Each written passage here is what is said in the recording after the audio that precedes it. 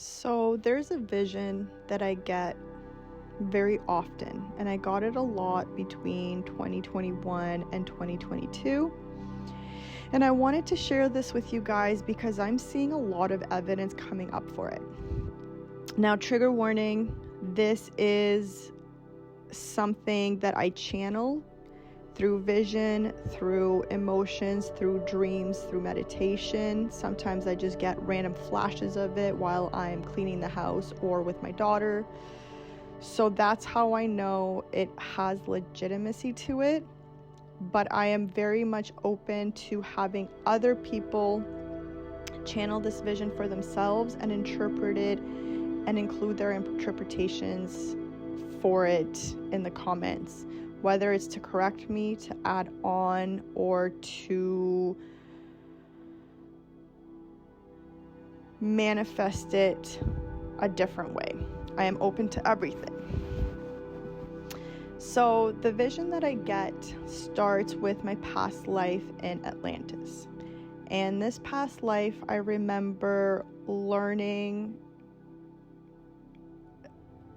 a lot about the sea and learning to be one with the sea.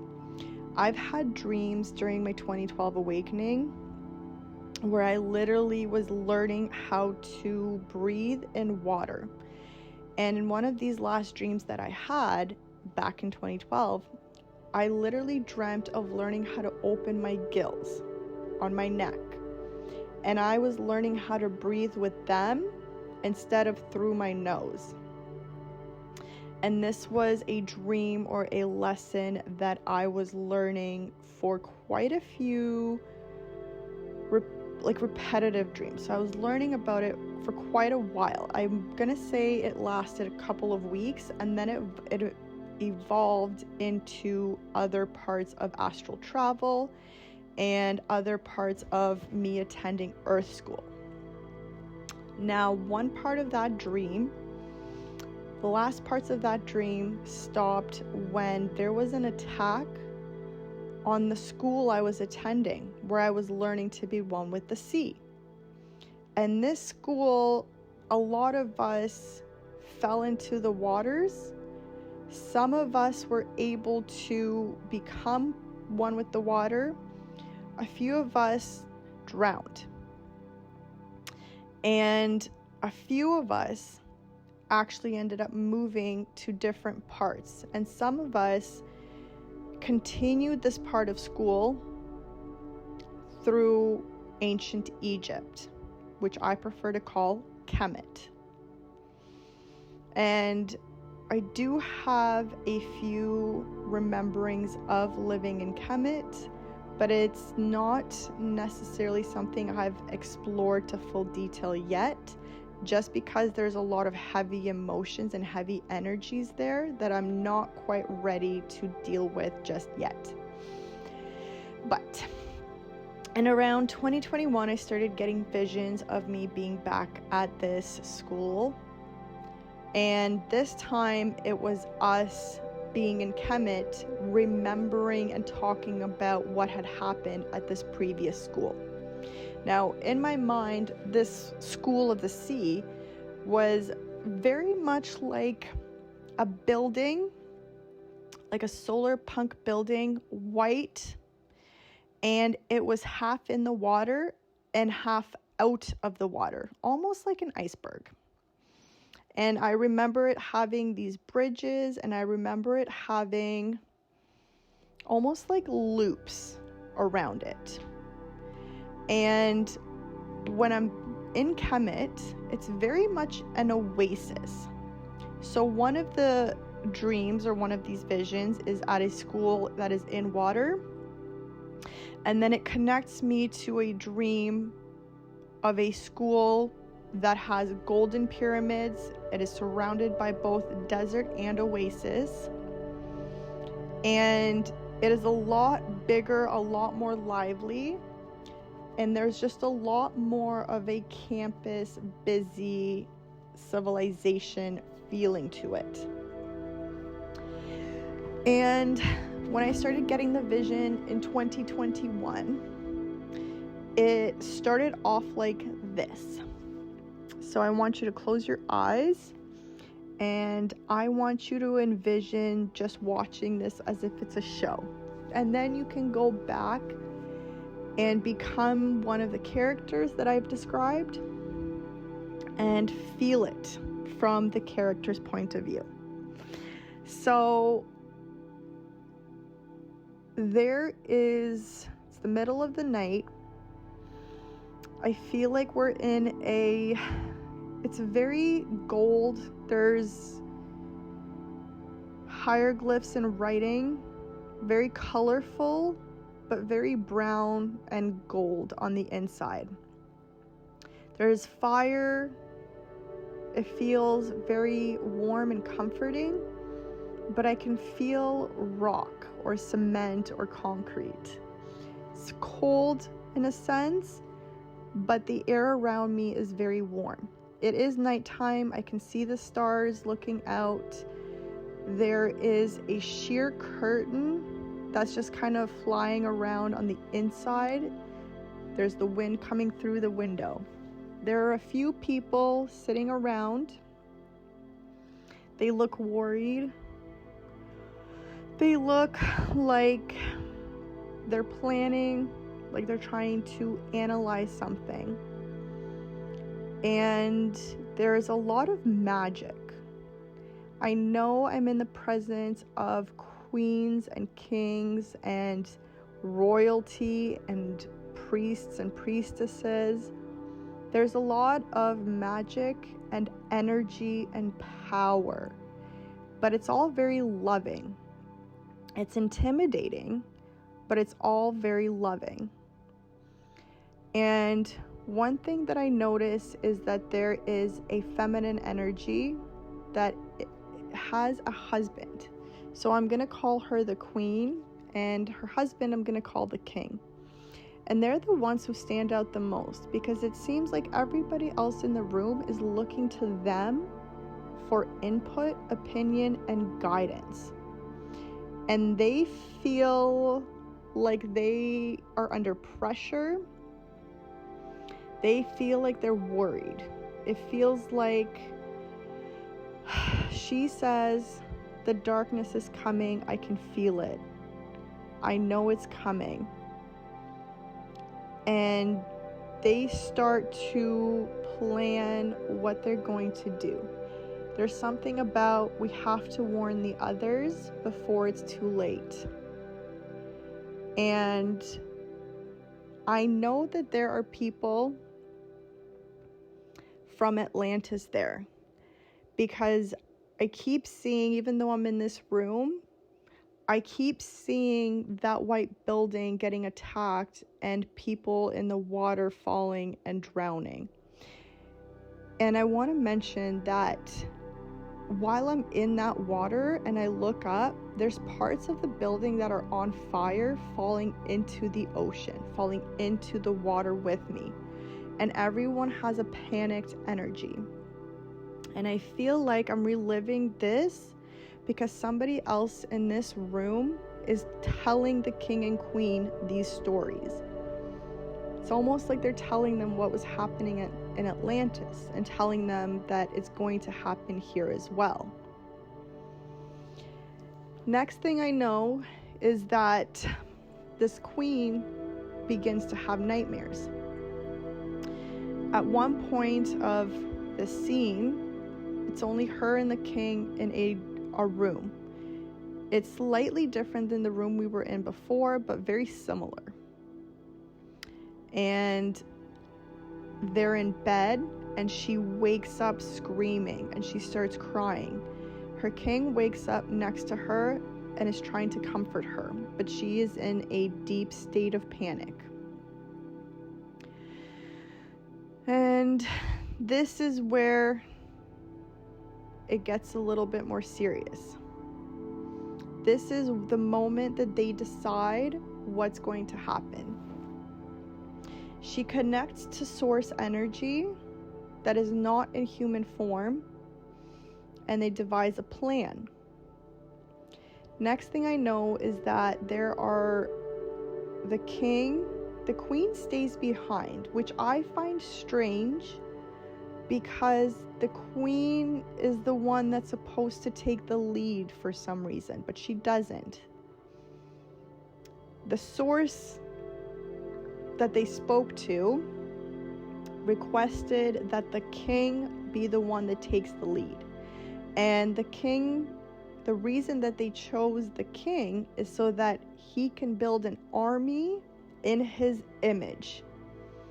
I literally hear the words, I need you to build an army in your image. I need you to build strong warriors like yourself so that they can be fully protected. And then I see a group of people packing. They're on horses, there's chariots, there's wagons, and they start to go. The king is on a horse, but he has gold trinkets on his horse, in the backpack of his horse. I'm seeing just very much like a gold cup standing out, almost like a holy grail, but it's bejeweled, there's gems on it. I see rubies, sapphires, and emeralds. And I see a gold chalice type of cup. And that is in his personal belongings. Some of the people traveling with him are both in the wagon, on horse, but a lot of them are on foot as well. I feel like this is going to be a very long journey. It feels very much like people are moving permanently, and some are travelers. So as they start going, they get to a land bridge. And as they cross this land bridge, he looks back and hopes that his wife will stay safe. And then he feels a sense of urgency to complete this mission and return home. It almost feels like he's in regret for even leaving. Even though he was asked by Source, even though he was told to go, he had his mission, it very much felt like he wanted to stay home. Like he wanted to say no. Or perhaps he wanted his queen to come with him. I'm not quite sure, but he's very much in remorse and regret for having to leave. Perhaps he's worried about what might happen. Perhaps he's worried that his queen will be unsafe. Perhaps he's worried that he might not be able to come back. I'm not quite sure, but he is eager to go and return as fast as possible. Now, him and his direct army and some of the Atlanteans that were warning him and his queen are with him. A lot of the ones on foot and in wagons are very much behind them. It's like he sped up ahead of the line to get there, do what he needed to do, and allow the others to take their time coming to this new land. And when they get there, I see a lot of brown clothing, almost like a suede leather. It's a lot more neutral colored. There's a lot more trees. And I see white, red, and brown headdresses.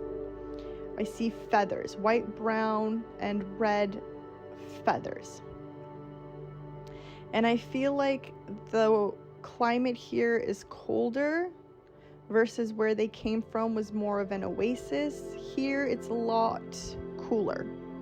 It's still very nice and beautiful. It's just a lot more forest woodland versus oasis. So in this new land, he tells, along with the Atlanteans, what they told him and his queen. And they leave them with certain words and advice and wisdom on this darkness. If this darkness shall come to you, we will try to fend it off as much as possible. But there is a very good chance that this darkness is coming to you. There are Atlanteans who are going to settle here. They will make homes here. They will start new civilizations. They will aid your people. They will become a part of your people. This is an official unifying of civilizations and an official unifying of people, of tribes. There are nomadic tribes that are literally being brought together in more of a family community space than they are staying separate. And a lot of these Atlanteans have chosen to stay closer to the south of the land, around the seas, almost kind of where that land bridge was. Some of them settle there. As they move up north, they start to settle in certain pockets of the land. So not everybody is in fact going north. It's almost like they slowly disperse as they move more north. And I feel as if one of the deals was that the Atlanteans will help advance, I want to say, sea people of this land. There's almost something about their knowledge of the sea that is going to help them. And that's one of the agreements that they make. We will help you almost become part of the sea if you allow us to create homes in your land.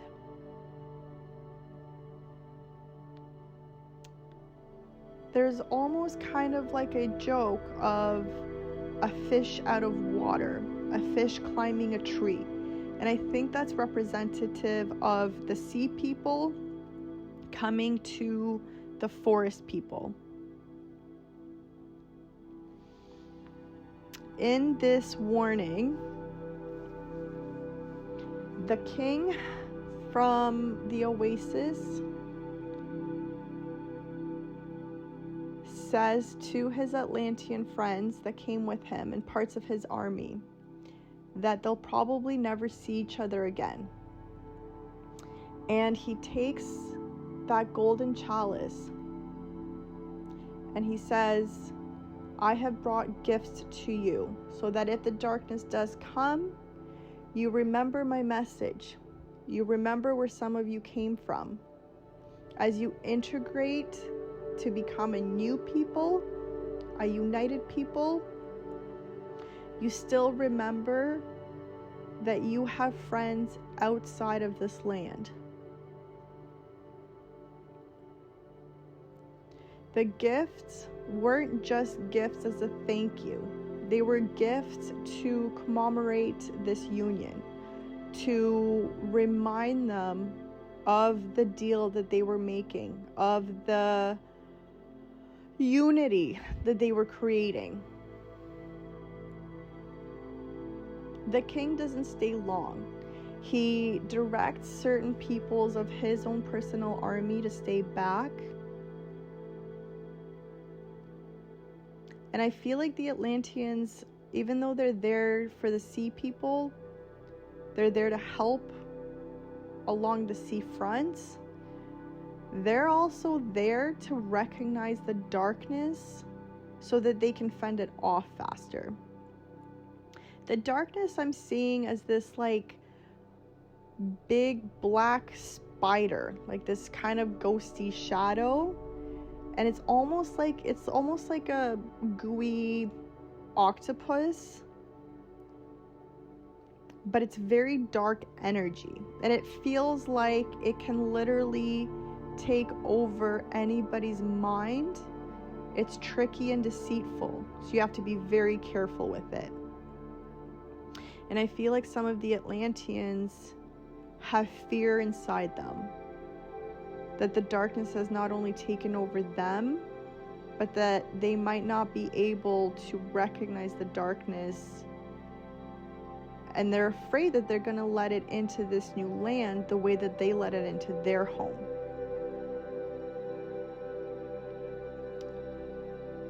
It's almost like we want to protect you, but we fear that we'll bring the darkness straight to you. And this is part of the discussion between the king of the oasis, the leader of the new place they came to, this person with the headdress, and a few of the leaders of the Atlanteans. And they're discussing the darkness, how to recognize it, how to heal from it, how to stop it. And they're taking each other's advice and input. And the king is also taking some more advice and input for if it attacks them and they're not able to beat the darkness. They're almost creating like a step-by-step program of what to do with this darkness. And this is where he's there for about 2 to 3 days. He's not there for long. He's meant to be there a lot longer, but he feels an urgency to come back home. He feels a rush of, I need to be with my family. And I'm not sure if it's because of the fear of the darkness, if it's because they're surprised and waiting to see what will happen. Maybe they feel unprepared. Maybe he feels like he should still be at home in case the darkness comes to them. But this darkness does not feel human, nor does it feel source energy. It doesn't feel golden energy. It feels very, very dark. And it almost feels like their fear is an indication that this darkness is already upon them. Even though it hasn't quite touched them yet, there is a fear of the darkness looming over all of the new people, the Atlanteans, and the king and his armies. So the king decides to return home. It's almost like he's having bad dreams about the darkness, and that's what's urging him to go home because he's unable to sleep. So on one of the mornings, he says, there will be a time when our people will need a reminder of where they came from. They will need a reminder of how this darkness began and of what life was like before the darkness. Well, hopefully the darkness doesn't actually get that big. We can't be sure. We have to be prepared for absolutely everything. We've beaten other things in the past. I'm sure we will beat this too. This one's different. This one stunned us in fear. This one paralyzed us. This one's more powerful than we can even imagine, and we have no idea where it came from. I leave gifts for you, but I leave gifts for my family, for my people, says the king. There will come a time when these gifts will reveal the truth about the origins of us. And perhaps these gifts will allow us to see each other at a different time once again. And this is where they shake hands, they say goodbye. He whispers something to the chief in the headdress. Don't let my people forget.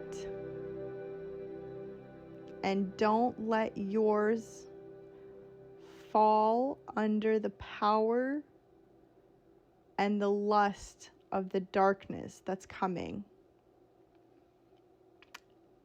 It really feels like the king knows that all of the preparation is going to go unheard. It almost feels like he can't warn them enough. And it feels like he knows that. And he just seems so worried, It's almost like he knows that life is changing and that this is going to exist for hundreds of years and it's only going to get worse. It feels as if he's been touched by the darkness and he has seen the true power and weight of this darkness, and he carries this fear within him.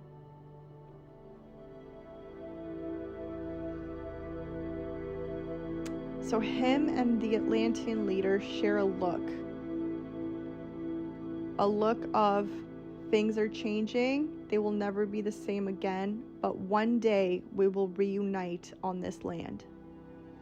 So this king says goodbye. It is about, I want to say it is in the dark early mornings. The sun hasn't risen yet and the night is ending.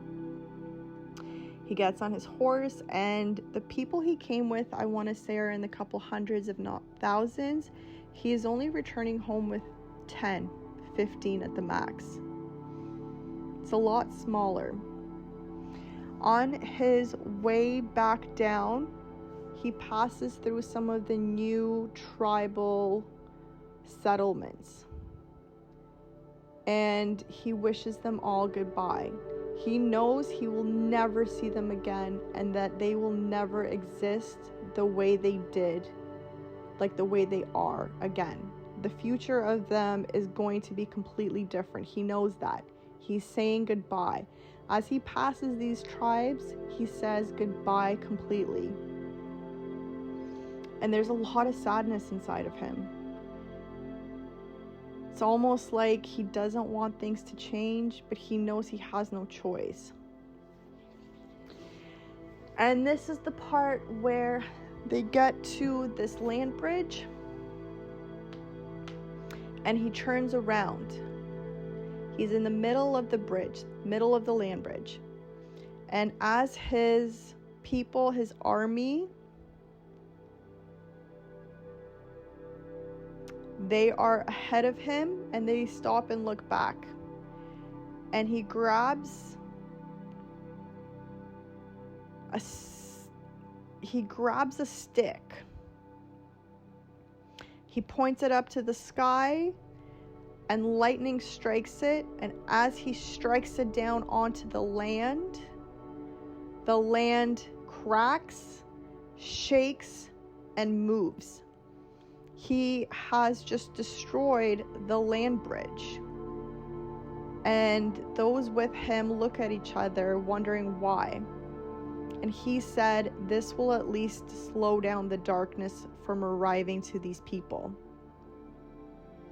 He did it to try and save that part of the land. He did it to hide the link, to hide the bridge between where the darkness was trying to get and where he was trying to hide his people. So even though he doesn't have a connection to that land anymore, he knows that the darkness doesn't either. And then he gets more serious, and he gets into his full warrior mode. He's not necessarily worried anymore, but he is ready for an attack. He is ready for a fight. And then he starts racing home. On his horse, he starts full on racing home. And he goes fast to the point where those that are with him are straying behind because they can't keep up with his speed. And he doesn't stop, he doesn't look back until he arrives at his home. When he arrives at his home, his queen is in tears. Perhaps she's seen more with her visions. Perhaps the darkness has already shown itself here. But both of them are in sorrow. And both of them, it seems as if they're having a hard time moving on with their day, because there is so much sadness and fear that they are experiencing.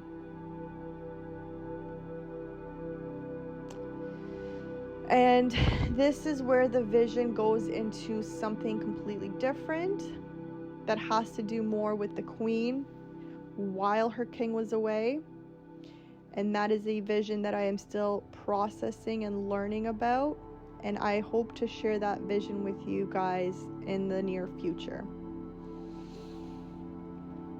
I hope you can take this as both a way to look into your past lives, as a way to explore your mind, as a way to explore your curiosity and your own visions. And I hope that this gives you a vision of perhaps your past lives, or of the energies that we are transmuting and processing from before the shadow phase of Earth even began. The shadow phase and the darkness hit Earth around the same time, which is how the darkness became so big. The darkness will eventually stay away from this oasis.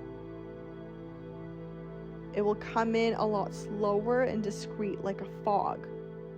And the darkness, even though it didn't have human form, it will be patient and take its time, and it will manifest itself into human form.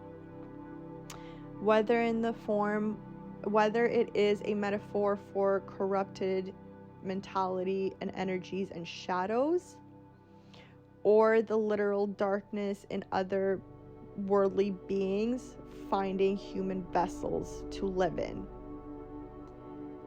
Those are both possibilities that I have explored in my mind and found truth through downloads and through visions. And as I leave you with that, feel free to open up a conversation about past life regression, visions, channeling messages, receiving messages, or specific to this vision, as you wish. I hope you all have a great day and happy healing.